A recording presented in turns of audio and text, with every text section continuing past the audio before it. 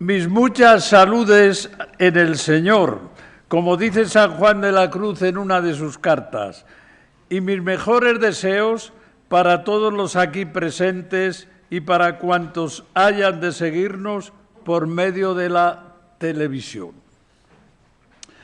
Uno de los grandes pronunciamientos de San Juan de la Cruz se refiere a la generosidad del Padre Celestial, que se manifiesta esplendoroso, dándonos su palabra, su única palabra, dándonos al todo, que es su Hijo. Hecha esta afirmación, la comenta largamente, haciendo hablar al Padre Eterno, que el Padre Eterno cita un par de veces a San Pablo, nada menos. Cita, como dice mi apóstol Pablo, para convencernos a base de esa cita misma el Padre Eterno de lo que está diciendo. Y que nos va explicando divinamente todo y hace una serie de aplicaciones prácticas a los creyentes flojos o dubitantes. Así Juan de la Cruz va poniendo ante los ojos de los lectores varios puntos, como las diversas partes que componen ese todo que es Cristo Jesús. A esta doctrina central de nuestro santo se refirió un grupo de padres conciliares africanos en la sesión 92 del Concilio Vaticano II, el 1 de octubre de 1964. La cosa fue así. Estaban examinando el esquema de la Constitución Dei Verbum sobre la divina revelación. Entonces interviene el que luego sería cardenal Pablo Zungrana, arzobispo de Ouagadougou del Alto Volta, y dice: hablo en nombre de 67 obispos de África. Alabo el esquema de la futura Constitución, especialmente por su índole bíblica, y dice: pero creo que se puede explicar mejor la naturaleza de la revelación, de modo que aparezca más clara esta verdad importantísima, es a saber, que la revelación es el mismo Cristo en persona. Sigue explicándose y añade: así nos lo enseña San Juan de la Cruz, doctor de la Iglesia, cuando habla de las revelaciones en sus escritos espirituales.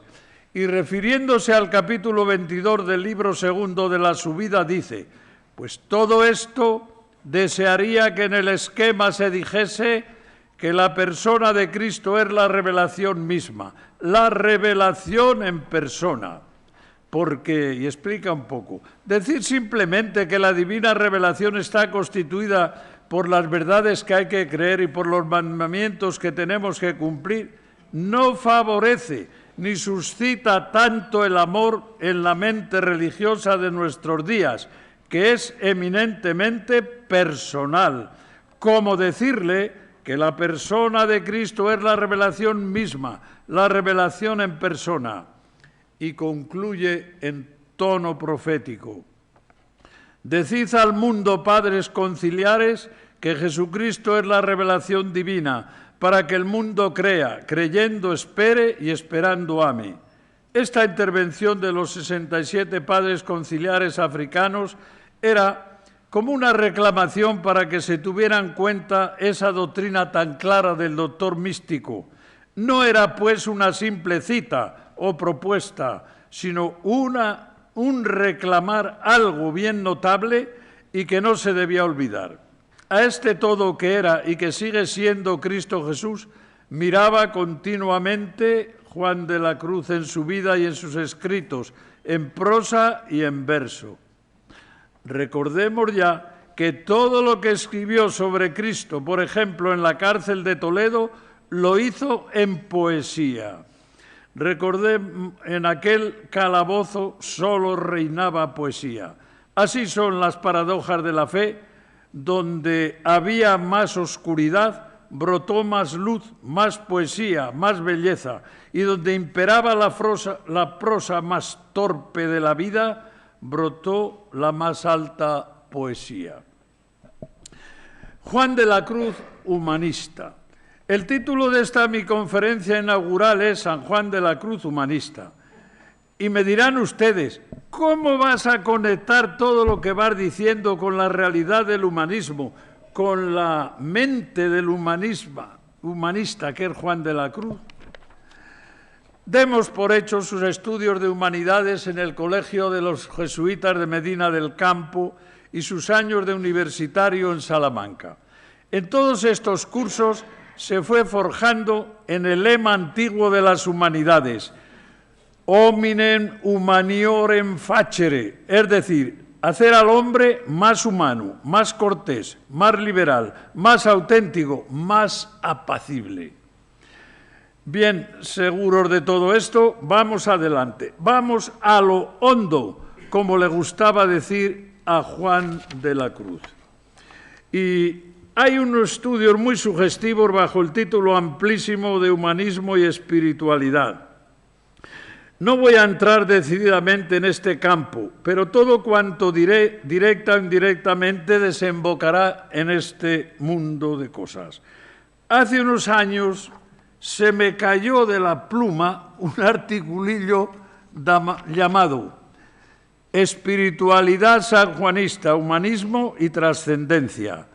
Explicado convenientemente lo que significaba espiritualidad, al término humanismo que sobreentendía yo como humanismo cristiano, le daba el sentido radical de lo humano, del hombre, promoción y reforma del hombre, siempre en marcha hasta que llegase a identificarse con Cristo Jesús lo más posible y llegase a ser Dios por participación de Dios, tanto como se puede en este mundo.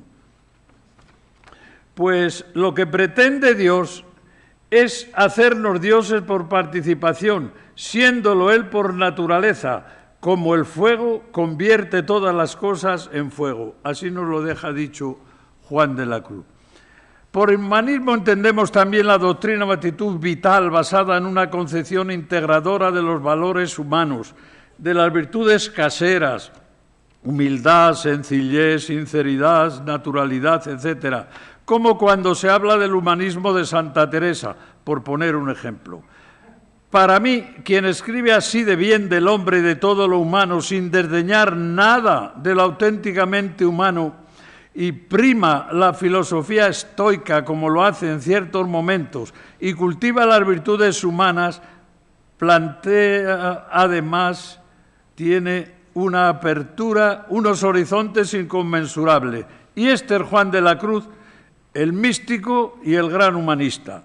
Cuando se señalan las notas especiales del humanismo español de los siglos XV, XVI, XVII, se subrayan las características que tiene inmersas en la propia peculiaridad de la cultura española. Y una nota típica es su clara inspiración cristiana.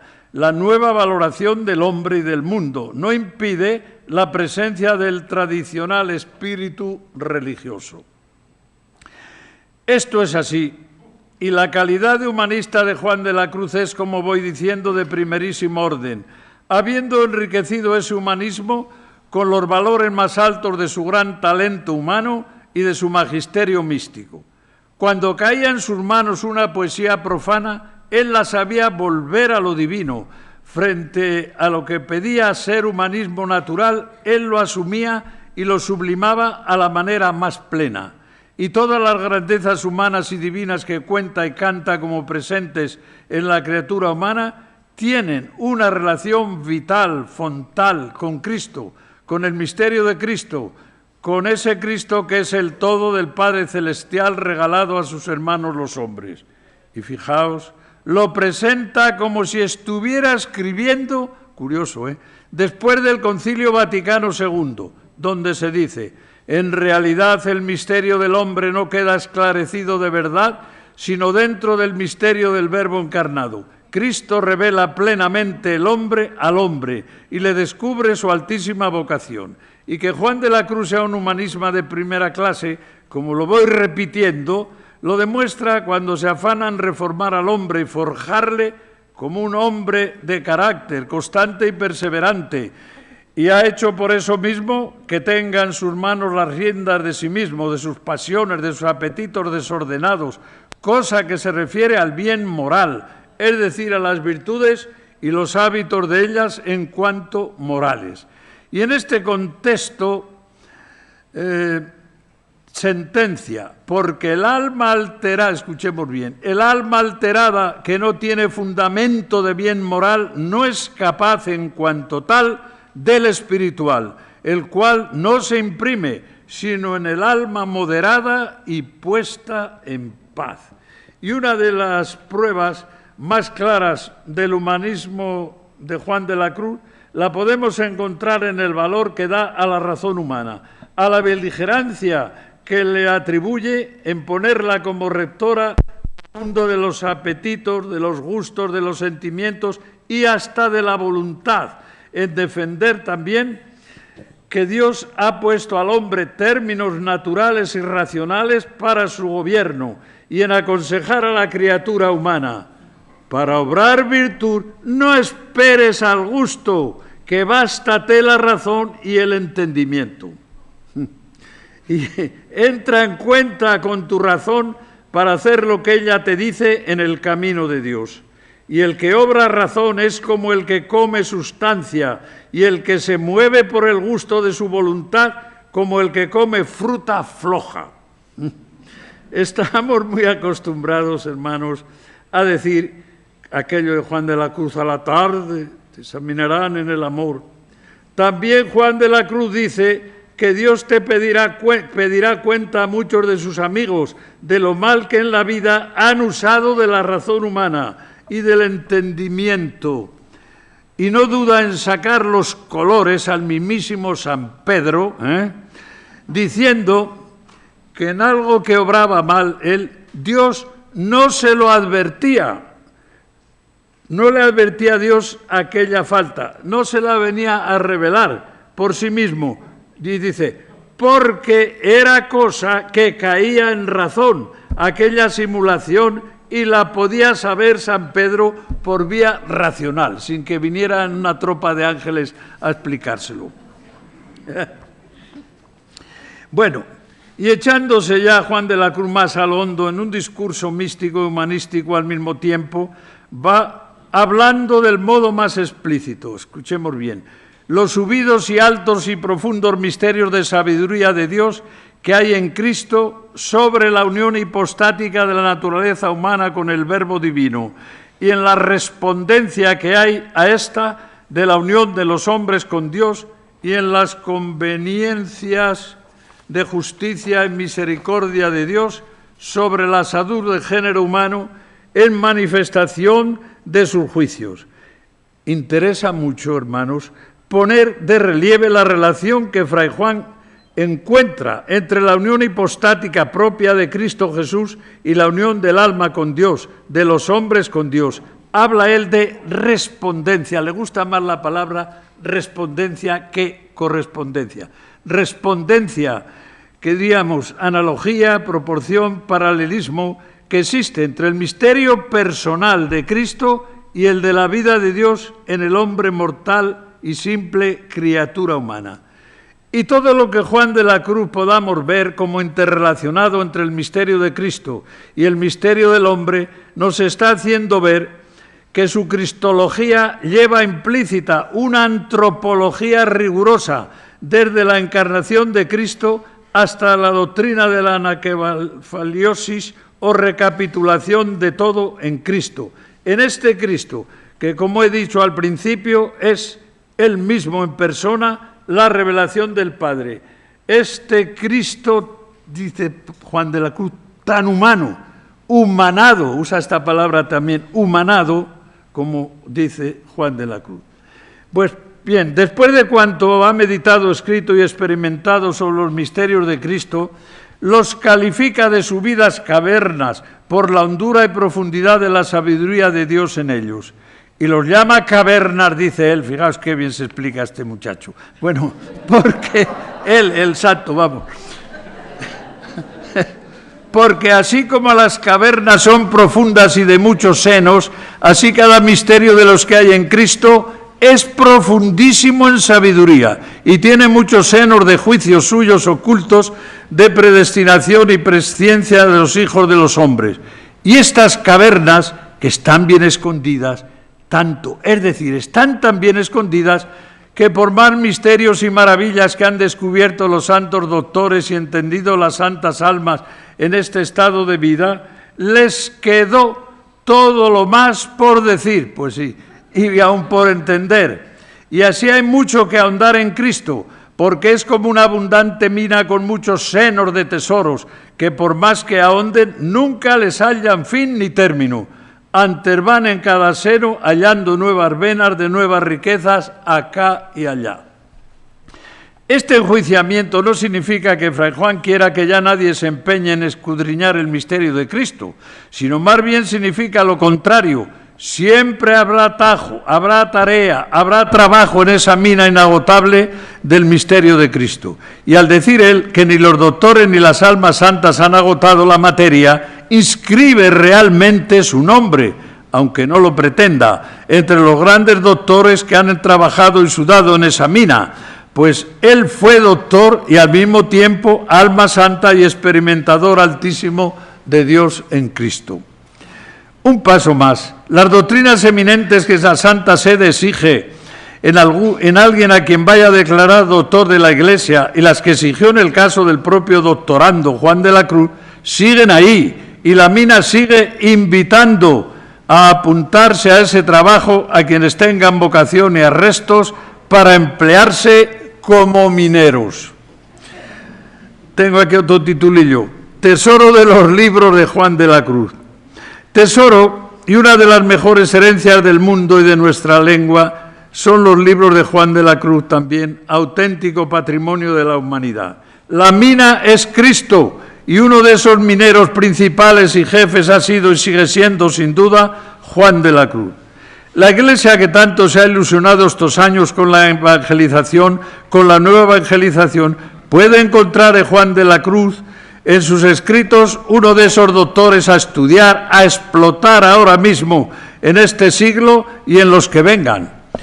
En Juan de la Cruz puede encontrar un guía carismático que ayuda a desarrollar e iluminar algunos de los puntos más vitales que ella misma, la Iglesia, ha propuesto a la consideración de los creyentes para este milenio, como son la vía pulcritudinis, el camino de la belleza, este documento, la dignidad de la persona humana, la perspectiva pastoral de la santidad. Estos tres temas ha querido y quiere la Iglesia que se examinen, que se entiendan, que se expliquen, que se vivan en este milenio.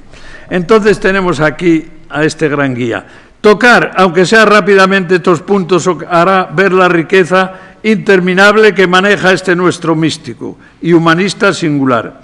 Además de humanista singular, yo lo quiero llamar humanista integral, en cuanto que tiene un mapa antropológico, natural y sobrenatural, al que está recurriendo en sus libros de una manera tan continua e iterativa que no lo puede ser más. Y todo esto, escrutado, vivido, evangelizado, hay que sacarlo a la luz de las entrañas de esa mina que es Cristo. Los nuevos teólogos y evangelizadores tienen que ser los mineros que ahora se necesitan. Y el viejo, nuevo y novísimo maestro va a ser Juan de la Cruz. Ahora el Señor nos dice no solo, id a trabajar también vosotros en mi viña, sino id también a trabajar en mi mina, que soy yo, que en mí moran todos los tesoros y sabiduría escondidos. Colosenses, San Pablo.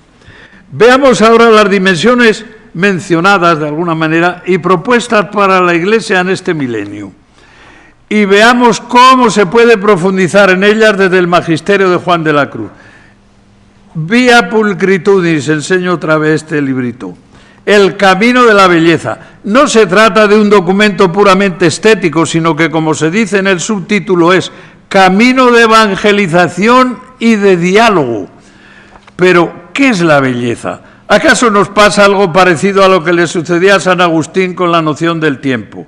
Lo sé, decía, si nadie me lo pregunta. Pero si intento explicárselo a alguien, no lo sé.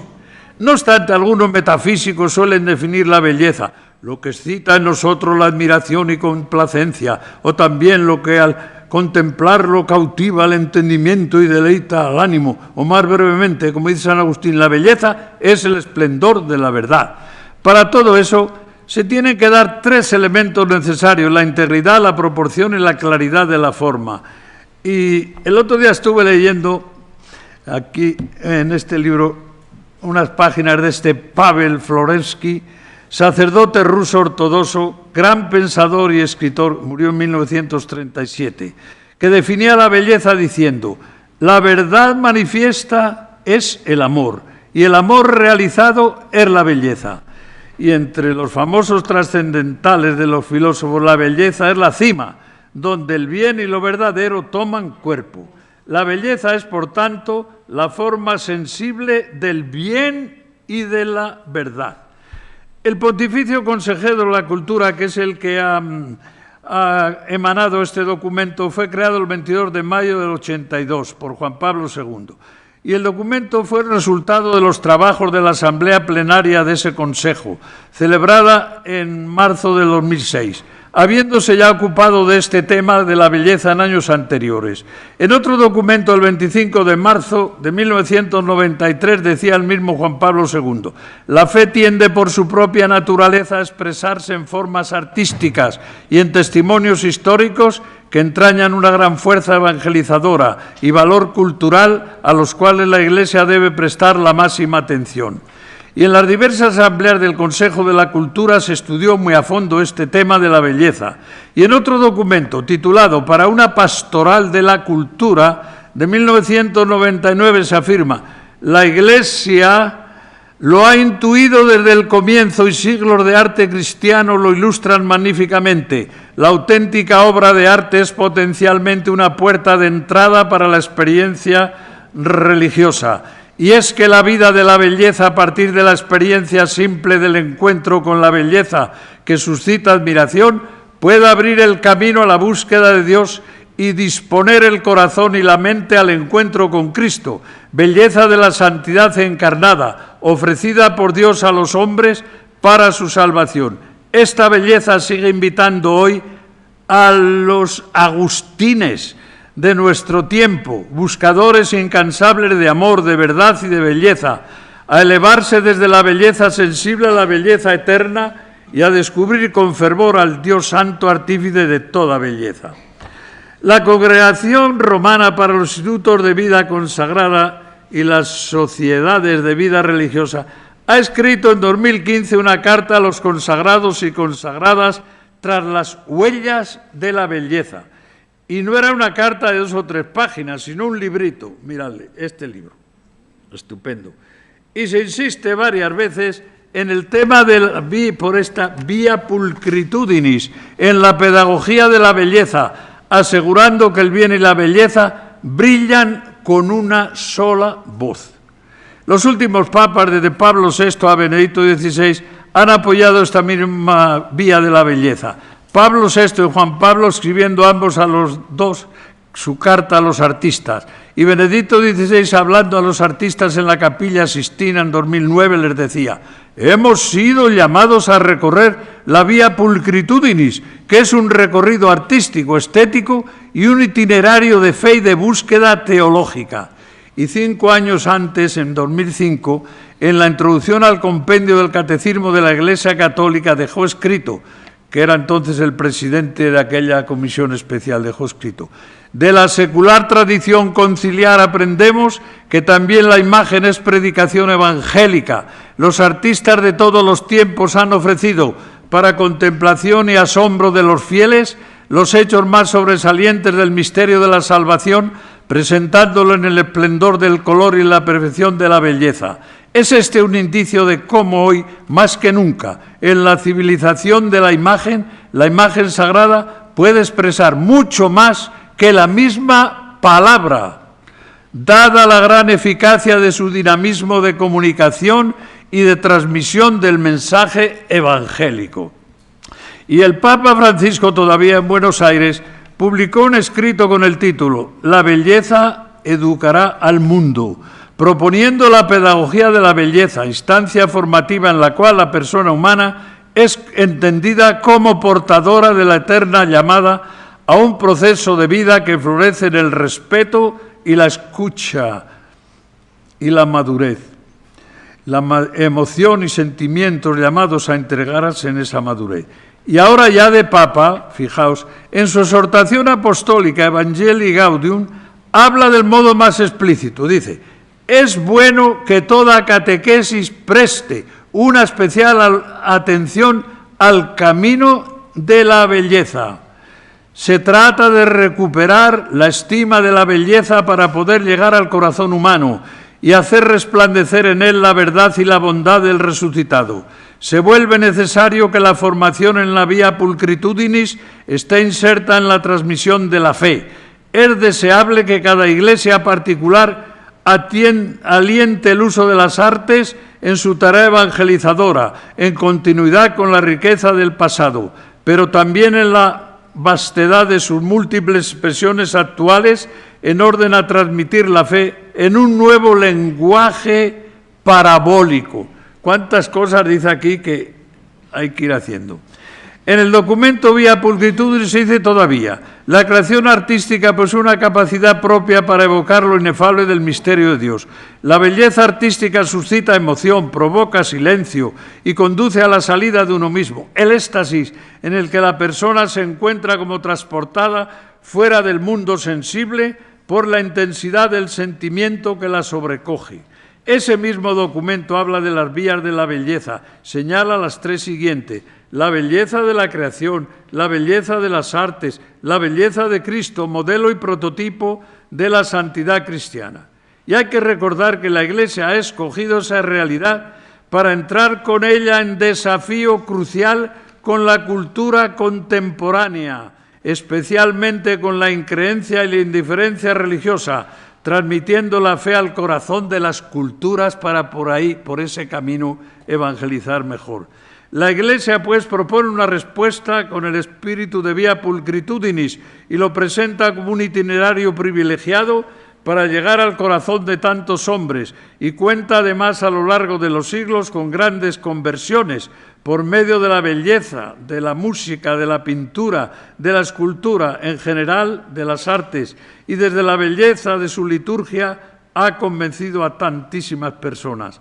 Al hablar de la belleza de la creación en el mencionado documento, se cita explícitamente a nuestro santo Juan de la Cruz, que enseña maravillas de la belleza de la creación, y se reproduce la quinta canción del cántico. Mil gracias derramando, pasó por estos sotos con presura, y yéndolos mirando, con sola su figura, vestidos los dejó de hermosura. Cuando leemos todo lo que Juan de la Cruz enseñó sobre la hermosura, caemos en la cuenta de que para él la belleza fue ese puente por el que transitó hacia la unión con Dios, y es el puente por el que empuja y hace pasar al alma que va guiando en su itinerario hacia Dios. En el comentario a estos sus versos de la canción quinta, recuerda que con sola la figura de su Hijo dejó todas las criaturas vestidas, revestidas de hermosura, y como el Padre ensalzó a su Hijo en hermosura de Dios, ensalzó por eso mismo a toda la creación en esa misma hermosura, por haberse unido, ¿qué frase tiene aquí?, con la naturaleza de todas ellas en el hombre, en el levantamiento de la encarnación de su Hijo y en su resurrección. Proclama Juan de la Cruz, no solamente hermoseó el Padre a las criaturas en parte, mas podremos decir que del todo las dejó vestidas de hermosura y dignidad. La canción siguiente, es decir, la sexta, arranca con un párrafo espléndido en el que dice que en el conocimiento auténtico y contemplativo con que el alma mira a todas las criaturas, echa de ver el alma ver en todas ellas tanta abundancia de la gracia y virtudes y hermosura de que Dios las dotó, que le parece estar todas vestidas de admirable hermosura y virtud natural, sobrederivada y comunicada de aquella infinita hermosura sobrenatural de la figura de Dios, cuyo mirar, qué bonito, viste de hermosura y alegría al mundo y a todos los cielos. Y por tanto, llegada al alma en amor por este rastro que ha dejado en las criaturas de la hermosura de su amado, vive con ansias de ver aquella invisible hermosura que esta visible hermosura causó. Ya veis con qué frecuencia usa la palabra hermosura. 7 veces seguidas en 5 líneas. El magisterio sanjuanista sobre la hermosura de Dios es lineal. El Padre llenó de hermosura al Hijo. El Hijo en la creación comunicó al mundo creado su hermosura. Y este mundo creado queda como el mensajero de esa hermosura. En esto particularmente se basa la capacidad que tiene la creación entera como rastro de Dios para anunciarlo al mundo y al hombre y evangelizarlo desde ese camino de la belleza.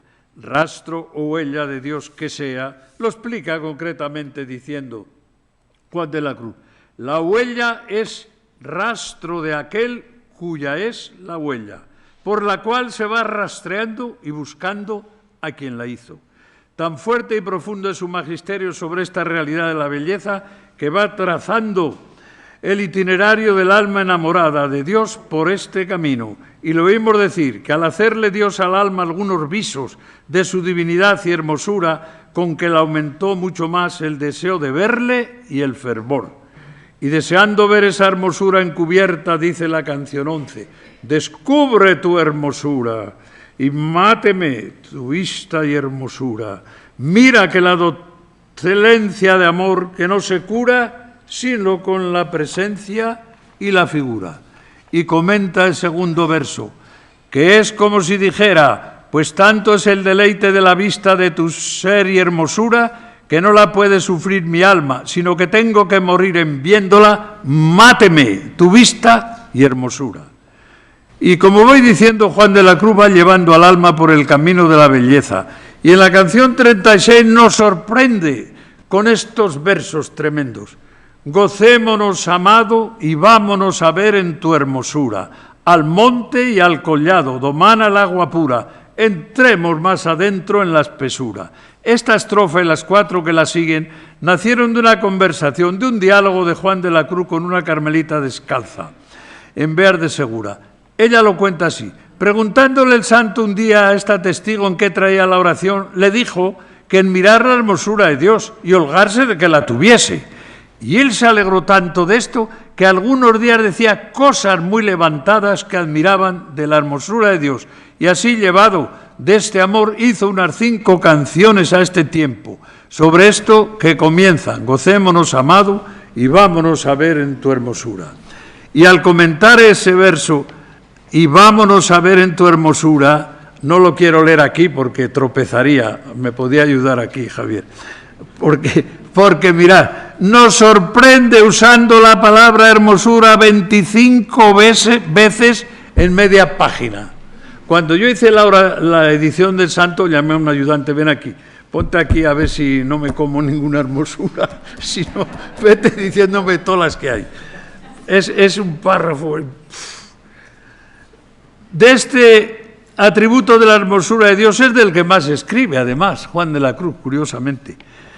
Podemos recordar en el poema trinitario eucarístico que bien selló la fonte, en la estrofa 4 dice, sé que no puede ser cosa tan bella y que cielos y tierra beben de ella, aunque es de noche.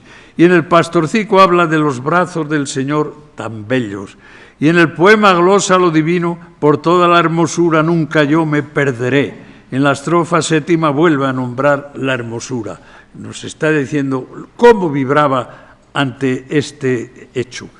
Juan de la Cruz ha recorrido la vía pulcritudini siendo en una pieza humanista, gran artista personalmente. Ahí están sus poemas. Amante de la música, místico de primera clase, y hay todavía mucho que servirse de su magisterio y alumbrar sus grandes intuiciones artísticas, espirituales y literarias. Como humanista sabe apreciar, y cito aquí textos literales, el buen estilo y retórica y buen término, dice, que levanta las cosas caídas y estragadas, y opina que son dignos de mucha reprensión los que hacen algunas imágenes de tan mal talladas que antes quitan la devoción que la añaden, por lo cual había de impedir a algunos oficiales que en esta arte son cortos y toscos y que no les dejasen trabajar. Y ahora le pido permiso aquí para contar algo para que nos riamos un poco, pues esto está muy... Mirad, El padre Silverio Santa Teresa fue general de la orden, visitaba en su recorrido por los conventos de las monjas, un convento de monjas, y iba viendo todo, y vio en un rincón algo tapado con una manta o con una lona, y dijo: hermanas, aquí, ¿qué es esto? ¿Qué hay aquí debajo? ¡Ay, Padre nuestro, no se le ocurra levantarlo, que hay ahí! Hay una imagen feísima, pero feísima, horrorosa. Pero bueno, que no será tan mala, ¿no? No, que es malísima, no la quiera ver. Bueno, dice: no, hay que... Levanta la manta y se ve de verdad un San Juan de la Cruz hecho por una monja de otro convento, horroroso, horroroso. Y entonces dijo el padre Silverio: verdaderamente esto es horroroso, hay que quemarla, lo vamos a quemar, esto hay que quemarlo. Y dice una monja: ay, Padre nuestro, pero ¿cómo lo vamos a quemar si es talla? Y dice el general: pues si es talla, que estalle.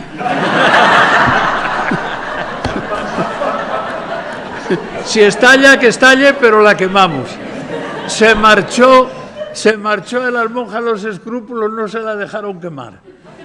Ya fue después un visitador, era un fraile nuestro, pero que le había mandado el obispo a visitar el convento canónicamente, y le contaron el caso. Y dice: venga, enséñamelo a mí, enseñármelo a ver cómo es eso. Venga, cogerlo y a la huerta con él. Le llevaron a la huerta y le quemaron. Quemaron a un San Juan de la Cruz. Esto que dice aquí, que algunos oficiales que en este arte son cortos y toscos, que no los dejen trabajar ni hacer imágenes. Bueno, artista él mismo, nos ha dejado el diseño de Cristo Jesús en la cruz, que podemos visitar y admirar aquí bien cerca en la Encarnación, y que nos dirá más que muchas homilías, más que muchos sermones. Y cuánto le decía el cuadro del Señor en Segovia con el que dialoga, y otros cuadros de los que sabemos que le impresionaron fuertemente, como aquel en el convento de las Carmelitas Descalzas de Segovia. Dentro del convento de las Descalzas, iba allí dentro, llegó a donde estaba una imagen de Cristo nuestro Señor, que estaba como racimo en el lagar. Se encendió tanto en su rostro Juan de la Cruz, y acciones que parecía se iba a robarse en un júbilo, y acciones que su rostro mostró. Y el mismo día de allí a poco llegó el dicho venerable a una cruz que estaba en el claustro, se abrazó con ella con grande amor y dijo unas palabras, dice la monja en latín, que yo no entendí, dice que por la acción que hizo debían de ser de mucha ponderación. Bien, Juan de la Cruz, que sabía proponer la vía de la belleza como camino privilegiado para ir a Dios, se veía él mismo asaltado por las expresiones artísticas más simples. Y una de las personas que más intimó con él cuenta que en una fiesta de Navidad, mostrándole un niño Jesús dormido sobre una calavera muy lindo, viéndolo dijo: Señor, si amores me han de matar, ahora tienen lugar. Y añade luego esta monja misma: teníamos también otro niño Jesús hermosísimo, que además de esta hermosura tenía los dedicos de la mano derecha con que da la bendición de la manera que parece que pide algo así. Y siempre el santo que cuando lo veía decía: con aquel dedico está pidiendo el corazón. Y decía: dame, alma, el corazón. Bueno, el arte poético en el que Juan de la Cruz es maestro eminentísimo le sirve para ofrecer raudales de belleza y desde ahí llevar a Dios y a Cristo Jesús. Quien quiera hacer una experiencia positiva, lea despacio, por ejemplo, las 4 canciones de la llama, y no podrá huir de la fuerza de la belleza encerrada en esas 4 canciones, que son además 4 oraciones sublimes que eleva a Dios. Benedicto XVI, en noviembre de 2009, terminaba una de sus audiencias con esta oración: que el Señor nos ayude a descubrir el camino de la belleza como uno de los caminos, quizá el más atrayente y fascinante, para llegar a encontrar y amar a Dios. Y no podemos olvidar lo que la Iglesia dejó dicho al final del concilio, en su mensaje a los artistas: este mundo en que vivimos tiene necesidad de la belleza para no caer en la desesperanza. La belleza como la verdad es quien pone la alegría en el corazón de los hombres. Es el fruto precioso que resiste a la usura del tiempo y que une las generaciones y las hace comunicarse en la admiración. Creo que ha sido un gran acierto de la Iglesia proponer la vía pulcritudinis y a la vista está el valor de ese camino para la evangelización, para vivir y organizar una vida litúrgica llena de belleza. De modo que las celebraciones litúrgicas hechas con toda la dignidad y elegancia con que hay que hacerlo son uno de los momentos más fascinantes de la vía pulcritudinis para llevar hombres a Dios. Por este camino litúrgico y de la belleza se cuentan ejemplos de conversiones famosas. Solo voy a citar una. Por ejemplo luminoso suele el caso del gran dramaturgo y poeta francés Paul Claudel, que da testimonio de su conversión mientras entonaba el Magnificat en Notre-Dame de París, diciendo: «Fue entonces cuando se produjo el acontecimiento que domina toda mi vida. De repente mi corazón se sintió tocado y creí. Con tal fuerza de adhesión, con tal arrebatamiento de todo mi ser, con una convicción tan poderosa, con tal certeza que no me quedaba la menor duda y que después todos los libros, todos los razonamientos, todos los azares de una vida agitada no podrían quebrantar mi fe, a decir verdad, tocarla ni siquiera». Y el famoso cardenal de Viena, Cristo Schönborn, no lo he pronunciado bien, ayúdame, es austriaco. En su tesis doctoral sobre el icono de Cristo escribe: «Durante siglos la Iglesia fue el hogar resplandeciente de belleza, el hogar de una creatividad humana transfigurada. ¿Debería renegar de sí misma si desde el fondo de su vocación no aspirara a manifestar la belleza de la que fue colmada?» Y se pregunta, ¿la admiración que suscita en nuestros días el arte de los iconos, su belleza tan pura y purificante, no vendría de la aspiración hacia esa belleza de la que Dostoyevsky dijo que salvaría al mundo? Ya voy terminando. Esta insistencia de la Iglesia en la belleza para iluminar y catequizar los misterios de la fe me trae a la memoria aquello de la Biblia de los pobres, en la que se presentaban imágenes de escenas bíblicas del Antiguo Testamento que servían para ilustrar la fe, en los retablos, por ejemplo, a gente que no había recibido educación y que al no saber leer podían por ese camino recibir una formación cristiana. Tengo la impresión de que ahora, cuando tanto impera la ignorancia religiosa, hemos tenido que volver a la Biblia de los pobres, de unos pobres que sí saben leer, pero que tienen necesidad de volver a rudimentos del lenguaje cristiano. Este es uno de los grandes desafíos de la Iglesia, y el camino de la belleza es en tantos casos más válidos que muchos razonamientos y disquisiciones mentales. Y lleva más a la fe un cuadro del Beato Angélico, una estatua de Cristo yacente de Gregorio Fernández o las 4 estaciones mencionadas de la llama de amor viva, que muchas consideraciones verbales de 1000 predicadores y razonadores. Los que llamamos bellas artes, poesía, pintura, escultura, arquitectura, están pues llamadas, convocadas a aportar sus valores para la evangelización del mundo. Aquí en este librito Contemplad, que digo que la ha escrito la Santa Sede a los frailes y monjas, a los religiosos, recuerda cómo Benedicto XVI sentía en la música una realidad de nivel teológico y una respuesta de fe, como ha expresado más de una vez comentando los conciertos a los que asistía. Me alegro leer esto por lo que hemos experimentado aquí esta tarde. Quien ha escuchado esto sabe que la fe es verdadera. La belleza expresada en la genialidad musical ha sido interpretada como propedéutica a la fe. Aquí lo explica muy bien esto para los que está escrita esta carta. Termino ya esto del vía pulcritudinis, pero se puede alargar sin fin. Decir algo todavía. De la dignidad de la persona humana. Es otro de los temas para este milenio.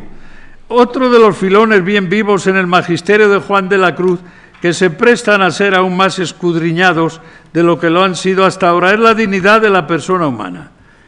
Voy a comenzar este apartado recordando unas pocas palabras de Juan Pablo II, pronunciadas en el Teresianum de Roma, el 22 de abril de 1979.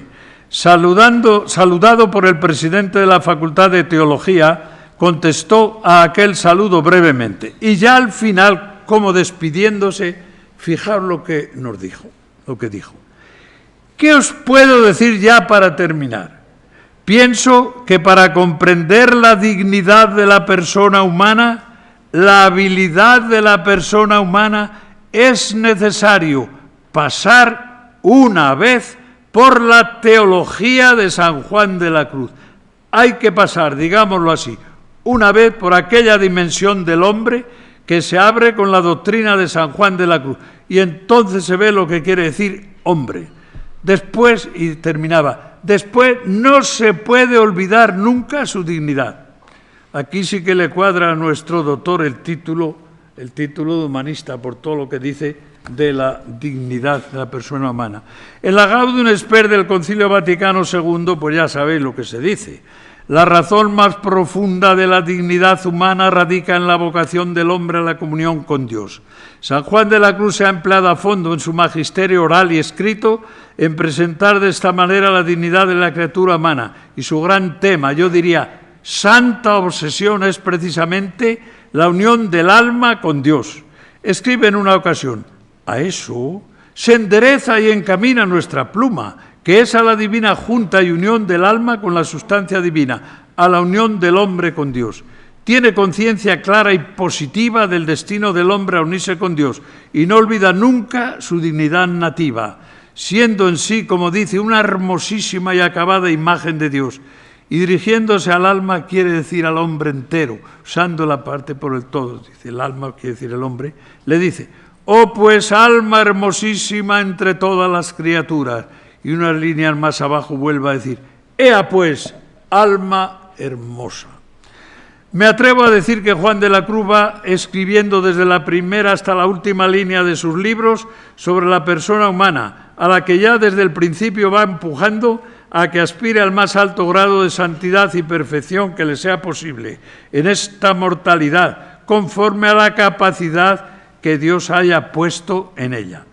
El cristianismo, lo sabemos, consiste en la visión del hombre como persona. Ha dicho uno de nuestros grandes humanistas y filósofos.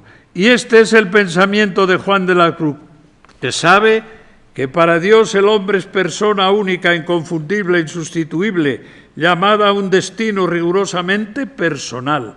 Para que se vea exactamente, no tenemos más que fijarnos en cómo se preocupa de la criatura humana, de la que tiene en cuenta todo, su pecado original y el desorden existente en ella, por ese pecado de origen y por todos los demás. Y tiene también muy presente cómo esa misma criatura, que había sido perdida y estragada en la naturaleza humana por Adán, así en el árbol de la cruz fue redimida y reparada, dándole allí la mano de su favor y misericordia por medio de su muerte y pasión, alzando las treguas que del pecado original había entre Dios y el hombre. Yo cuando leí esto de las treguas la primera vez no lo entendía. Y ya le pregunté a otro más listo, vamos, oye, esto dice muy claro. Digo, a ver, explícamelo. Pues mira, que aquí acabó hasta con las treguas, porque acabó con la guerra y ya no había necesidad de más treguas. Eso es lo que quiere decir. Ah, pues muy bien. Y es verdad lo que quiere decir, ¿eh? Alzando las treguas, quitó las treguas que había, porque quitó toda la guerra. Bueno, en la misma estrofa vuelve a hablar del desposorio inicial que se hizo en la cruz. Este desposorio que se hizo en la cruz no es del que ahora vamos hablando, porque aquel es desposorio que se hizo de una vez, dando Dios al alma la primera gracia, lo cual se hace en el bautismo con cada alma. Mas este es por vía de perfección, que no se hace sino poco a poco por sus términos, que aunque es todo uno, la diferencia es que el uno se hace al paso del alma, y así va poco a poco, y el otro al paso de Dios se hace de una vez. Por eso tiene un capítulo tremendo donde da leña a los que se quieren hacer santos en un día. Dice que no puede ser, que no puede ser. Y ya dice, y esto es una impaciencia que es un defecto tremendo. Impaciencia por hacerme ya santo, porque mira, estos no lo son, pero yo sí lo voy a hacer. Bueno, pues, y dice, Y válgame Dios, que estos tienen tanta impaciencia en hacerse santos, pero sin fundamento, ¿verdad? Pero otros no tienen ninguna impaciencia para hacerlo. Ahí es uno de los pocos chistes que tienen las obras. Bueno, ya voy a ver si termino. Oye, me has dejado hablar mucho, ¿eh? Hoy todavía. Quien quiera ir viendo cómo Juan de la Cruz aborda este tema de la dignidad humana desde la base indicada, de la unión inicial con Dios en el bautismo y de su destino personal, puede ir de la mano de Juan de la Cruz haciendo tesoro de todo lo que escribe. Por ejemplo, los apetitos desordenados, capítulo 4 al 12. A estos capítulos podemos asociar los capítulos también acerca de las imperfecciones de los principiantes. O sea, te pone este hombre con todos esos defectos para transformarlo. Todo ese desorden hay que vencerlo y ordenarlo con la noche oscura, llamando así el camino hacia Dios. Y digo algo que me gusta siempre repetir, porque la gente a veces se trastorna y se enfada con la noche oscura. La noche oscura de San Juan de la Cruz no es por falta de luz, sino por exceso de luz. Esa es la cuestión que hay que entender de una vez. Traed aquí un foco, me lo pongo así y no veo nada. No veo nada, absolutamente nada. Es porque no hay luz, es porque hay demasiada luz. Así, cuando Dios te ilumina por dentro con sus verdades profundas, pues te deslumbra. Pero no, esa oscuridad no es otro tipo de carencia. Bueno, vamos a seguir.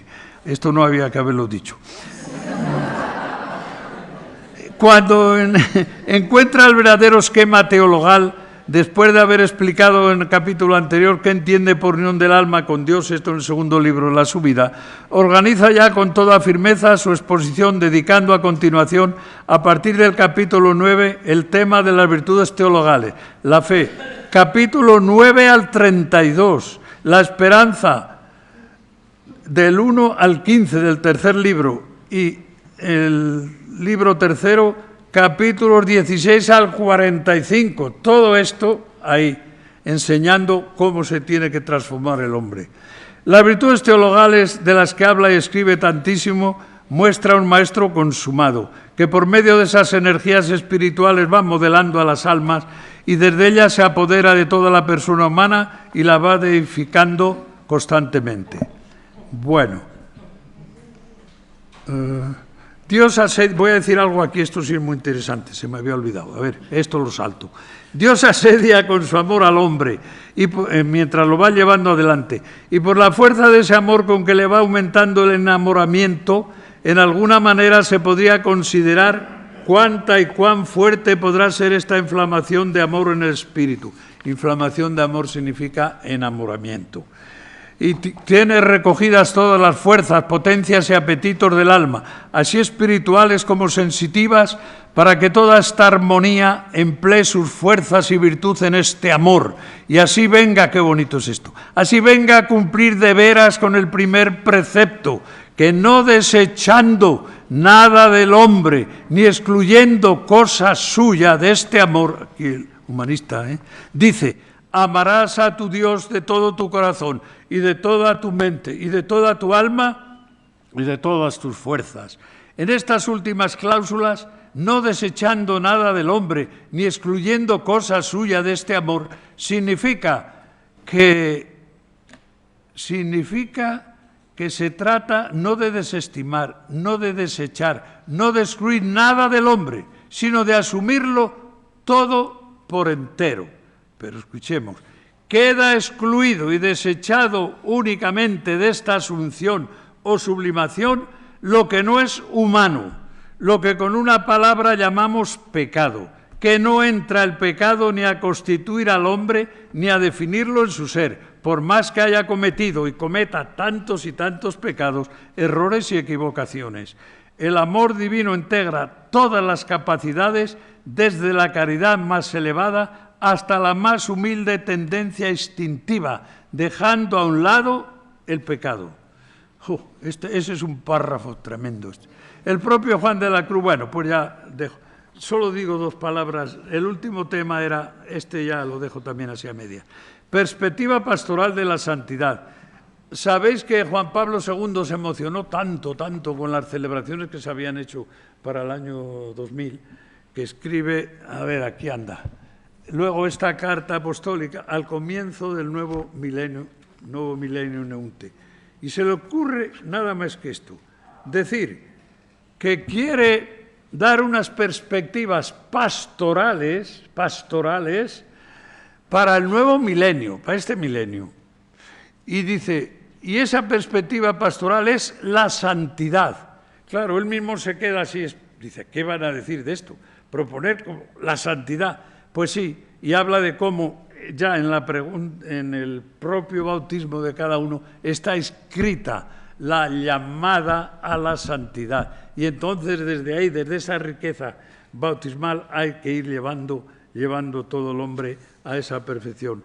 Y en un momento dado, pues dice, esto necesita una pedagogía tal y cual, y por otra parte, pues no se le olvida a él ni San Juan de la Cruz ni Santa Teresa, y voy a terminar, ampliando su pensamiento juntamente sobre la oración y la santidad, que entonces lo vincula una a la otra, habla de un intenso compromiso espiritual que encuentre también dolorosas purificaciones, la noche oscura, pero que llega de tantas formas posibles al indecible gozo vivido por los místicos como unión esponsal.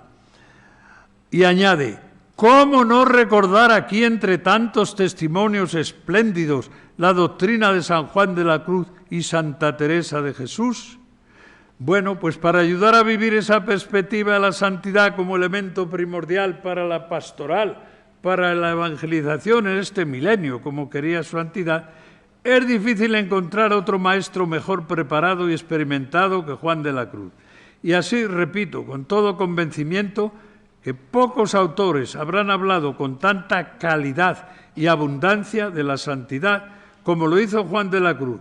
Y en esto son también sus obras una herencia preciosa a estudiar, a hacer tesoro de ella, si queremos que en este milenio esa perspectiva pastoral de la santidad dé sus frutos y no se quede la cosa en una mera e irrealizable utopía. Amén.